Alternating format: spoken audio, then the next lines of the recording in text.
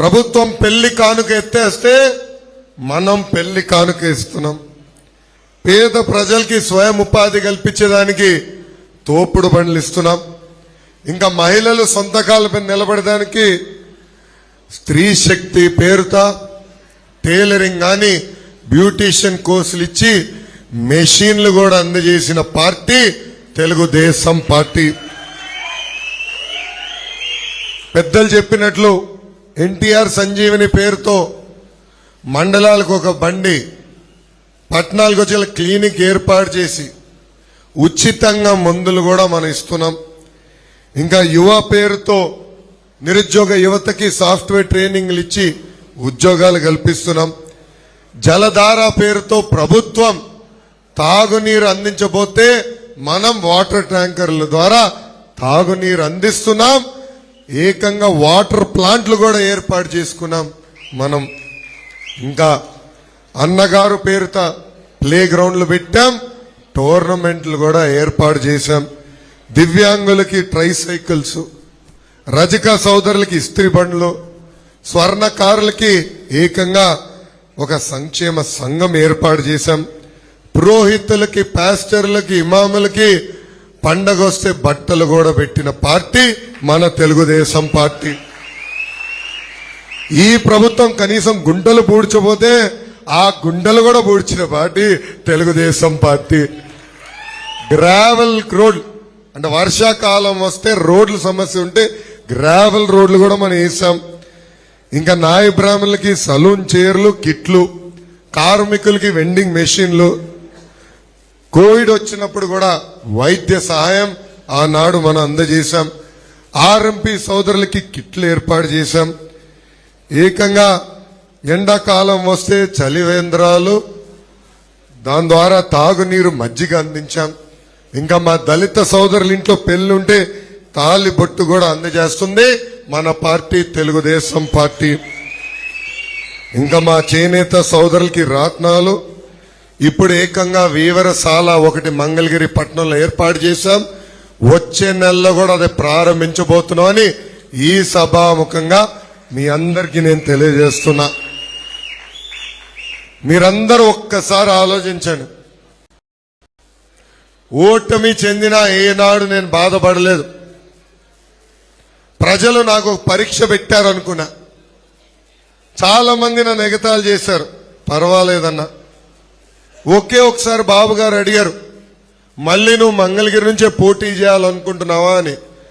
అప్పుడు బాబు గారికి నేను చెప్పింది ఒకటే, మంగళగిరి ప్రజలు నాలో కసి పెంచారు, ఆ కసితో మంగళగిరి ప్రజల కోసం నేను పనిచేస్తానని చెప్పా. గత 4 సంవత్సరాలు 9 నెలలుగా వైకాపా ప్రభుత్వం మన మంగళగిరికి చేసింది ఏంటని ఒక్కసారి మిమ్మల్ని అందరిని ఆలోచించమంటున్నా. ఒక మాటలో చెప్పాలంటే ఈ ప్రభుత్వం మనకు చేసింది గుండు సున్నా. 2 సార్లు వైకాపా పార్టీని మీరు ఆశీర్వదించారు, దీవించారు.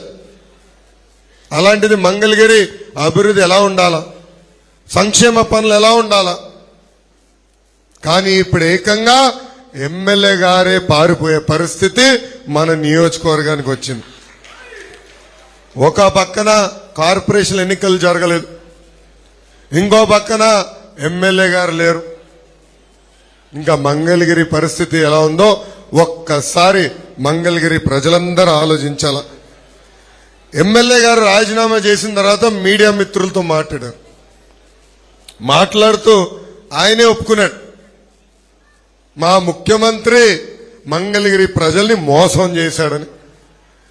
ఆనాడు మంగళగిరికి జగన్ గారు వచ్చి ఏకంగా ఆళ్ల రామకృష్ణారెడ్డి గారిని గెలిపించండి, మంత్రిగా నేను చేస్తానని హామీ ఇచ్చి మాట తప్పారు. అంతేకాదు మంగళగిరి నియోజకవర్గానికి ప్రత్యేక నిధులు కేటాయించి మంగళగిరి నియోజకవర్గాన్ని అభివృద్ధి చేస్తున్నారు, అది చేయలేదు. ఇంకా ఏకంగా ఆర్కే గారే జగన్ పని అయిపోయిందని చెప్పే పరిస్థితికి ఈ ప్రభుత్వం దిగజారిపోయింది. ఒక మాటలో చెప్పాలంటే ఈ వైకాపా ప్రభుత్వం మంగళగిరి ప్రజల్ని మోసం చేసింది. కానీ మంగళగిరి ప్రజలు నేను హామీ ఇస్తున్నా, మంగళగిరిని నా మనసులో పెట్టుకుని అభివృద్ధి చేసే బాధ్యత వ్యక్తిగతంగా నేను తీసుకుంటాను. గత 4 సంవత్సరాలు 9 నెలలుగా గత 4 సంవత్సరాలు 9 నెలలుగా మీరు ఎదుర్కొంటున్న సమస్యలు నేరుగా నేను చూశాను. కష్టకాలంలో మీకు నేను అండగా నిలబడ్డాను. మంగళగిరి నియోజకవర్గానికి ఒక మాస్టర్ ప్లాన్ కూడా వేదిక మీద పెద్దలతో కలిసి మేము రూపొందించాం. మొదటిది, మంగళగిరి నియోజకవర్గంలో ఉన్న నిరుపేద కుటుంబాలకి ఇల్లు కట్టించి అందజేసే బాధ్యత నేను తీసుకుంటాను. అందుకే ఆనాడు 20,000 ఇల్లు కట్టిస్తానని శిలాఫలకం కూడా వేస్తాం జరిగింది. రెండోది, మన నియోజకవర్గంలో ఎస్ఐడ్ భూములు, ప్రభుత్వ భూములు, ఇంకో పక్కన ఇరిగేషన్ భూములు, ఎండోమెంట్ భూముల్లో దశాబ్దాలుగా ఇల్లు కట్టుకుని నివసిస్తున్న వాళ్ళు ఉన్నారు. ఎన్నికల ముందల ఆ భూములన్నీ రెగ్యులరైజ్ చేస్తారని హామీ ఇచ్చి మాట తప్పింది ఈ ప్రభుత్వం. వాళ్ళు కూడా పిలిపిస్తున్నా, ఇక్కడ పసుపు జెండా ఎగరేయండి.